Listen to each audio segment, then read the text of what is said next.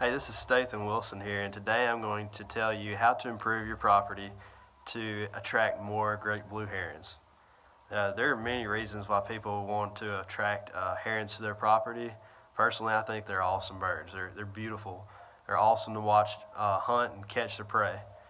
The great blue heron is distributed in most of North America, south of the 55 degree north latitude line, and they go down into Central and South America. They live in both fresh and saltwater environments, seashores, rivers, swamps, mangrove swamps, marshes, and ditches. They're extremely common in the state of Alabama, which is what I'll be talking to you today about, is managing for these birds in Alabama. They have two critical habitat features that must be addressed to attract herons to your property, and these are nesting and foraging habitats. When it comes to foraging, the heron will eat almost anything, like I said earlier: fish, crayfish, snails. They've even been known to eat rodents and other small mammals. They eat mostly fish. Nesting, when it comes to nesting, they nest in colonies. They do not nest in isolated pairs. They'll nest in colonies small as just a few pairs, up to several dozen pairs of herons. They nest in very tall trees, dominant trees, and these trees can either be coniferous, such as cypress trees, large pine trees that are nearby wetlands, large hardwood trees such as oaks, and even Tupelo gum trees. They will nest on the ground if predators are not present. Some of their predators of adult herons include bald eagles and American alligators. When it comes to nesting disruption, their biggest threat are humans and raccoons. Now that I've given an overview of the great blue heron and some of its habitat requirements, I'm going to give you some prime examples of heron habitat here in my home county of Clark County, Alabama, and it's situated right between the Tombigbee and Alabama rivers, which makes for awesome heron habitat. Alright, today we are at Old Lock 1 Park. It's situated here on the Tombigbee River. We're about 10 miles outside of the city of Jackson, Alabama. And this inland lake here, this Oxbow Lake, was founded in 1960 whenever this lock was taken out of commission by the Corps of Engineers. It was cut off 4 miles of river traffic due to a new channel that they dredged over here to our west. And this place has basically everything that the great blue heron needs to survive. It has awesome nesting habitat across the channel here. Very secluded island that has virtually no access from humans and stuff, other predators. This is just a prime example of a great habitat, full of food and everything these birds need. As you can see here, I have some kind of species of carp, but they're all trapped back here in this inland lake, and this is what these birds are after in source of food.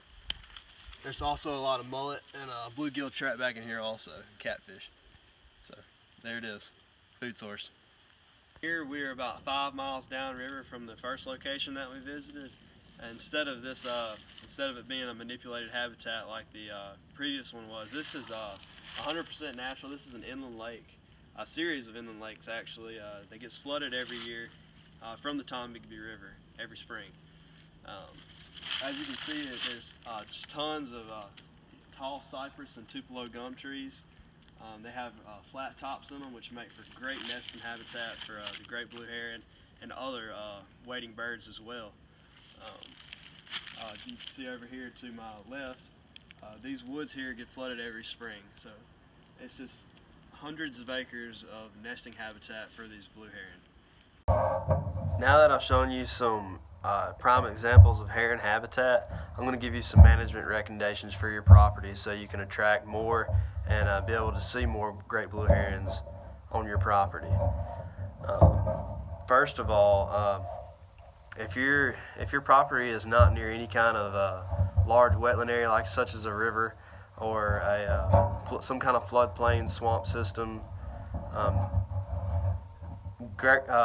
the herons will visit your property, just not as frequently, and there's not much you can do about that.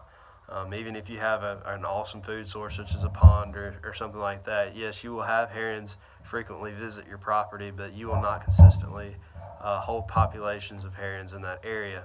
So the first requirement would be to have land that is near or situated in some kind of wetland.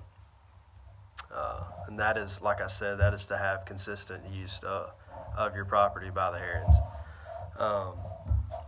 These birds are extremely sensitive to disturbance. They do not like any kind of disturbance, especially during the nesting season. Any kind of developments, human developments, any kind of say boat traffic or even vehicle traffic near their nesting sites is extremely detrimental, and they'll probably pack up their stuff and leave. They're not going to stick around at all. The nesting trees themselves, they're large dominant trees and say greater than 60 feet tall. And if you want to provide nesting habitat for herons on your property, the groves of these trees are recommended to be larger than 10 acres in size. Nesting trees can decline if you have an existing heron colony on your property. One thing you really have to worry about is the nesting trees declining due to age, of course, and ammonia accumulation from the heron droppings. One thing you can do to mitigate these effects is go ahead and plant new nesting trees adjacent or somewhere else on your property. If you already have an existing colony on your property, you can plant species such as cypress, tupelo gum, large hardwoods such as just red or white oaks. Another thing you can do to existing colonies is put aluminum shielding around the bases of the nest trees. You don't want to do this during the nesting season, but if you come in after the nesting season or the winter before the nesting season and put up the aluminum shieldings around every nesting tree that you can identify, this will prevent raccoons and other small predators from disturbing the herons. If you can help it, avoid the area during the nesting season. Their nesting season is anywhere from around the middle of February to the middle of July, and this is recommended for a 300-meter buffer zone around these nesting colonies. If timber harvesting occurs on your property, be sure to leave alternate areas for colonizations, because, like I said earlier, these nesting colonies, for many different reasons, these trees can start declining. And like I said earlier, 10 acres in size with dominant trees is what you're going to want to leave for the herons to establish a new colony and reproduce effectively. But now that I've given you some of these management recommendations and all, you can see that the blue heron is not very specific on its habitat type, and especially where it eats. As long as it has water and food available, they will come and you'll be able to watch these birds. But when it comes to nesting habitat, they're a little more specific, a little more just choosy on where they nest. And that is about it for management recommendations of the great blue heron.